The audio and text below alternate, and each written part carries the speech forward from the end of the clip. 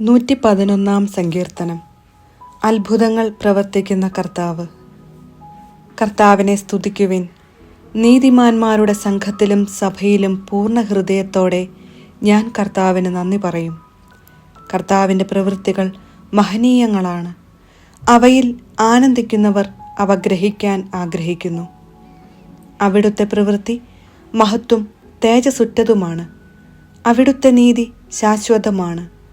തൻ്റെ അത്ഭുത പ്രവൃത്തികളെ അവിടുന്ന് സ്മരണീയമാക്കി.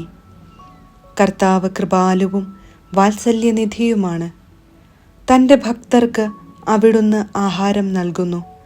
അവിടുന്ന് തൻ്റെ ഉടമ്പടിയെ എപ്പോഴും അനുസ്മരിക്കുന്നു. ജനതകളുടെ അവകാശത്തെ തൻ്റെ ജനത്തിന് നൽകിക്കൊണ്ട് തൻ്റെ പ്രവൃത്തികളുടെ ശക്തിയെ അവർക്ക് വെളിപ്പെടുത്തി.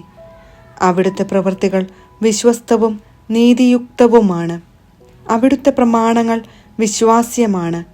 വിശ്വസ്തതയോടും പരമാർത്ഥതയോടും കൂടെ പാലിക്കപ്പെടാൻ അവയെ എന്നേക്കുമായി സ്ഥാപിച്ചിരിക്കുന്നു. അവിടുന്ന് തൻ്റെ ജനത്തെ വീണ്ടെടുത്തു.